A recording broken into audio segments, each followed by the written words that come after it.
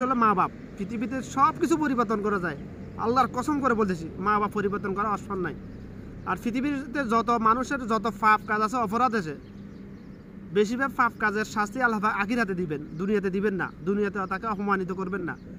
তবে মা বাপের নাফরমানি এমন এক কঠোর, এমন এক নিকৃষ্ট এটা অপরাধ।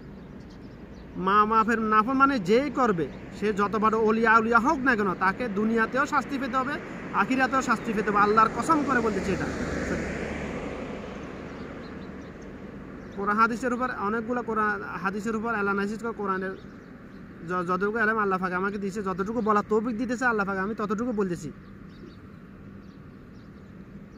কসম আল্লাহর, মা বাপের নাফরমানির শাস্তি দুনিয়াতেও দিবে, আখিরাতেও তো দিবেই। যদিও বা মা বাপ যদিও বা হয় মা হিন্দু হয়, খ্রিস্টান হয়, যদিও বা তুমি হিন্দুর ঘরে জন্ম নিয়ে ইসলাম গ্রহণ করো, তারপরে তোমাকে তুমি মা বাপের ভরণ পোষণ দিতে বাধ্য। মা বাপের নাফরমানি করতে পারবে না। তারপরও এটা আল্লাহর নির্দেশ, এটা তোমার উপর ফরজ, এটা ওয়াজিব না, মোস্তাহাব না, সুন্নত না এটা।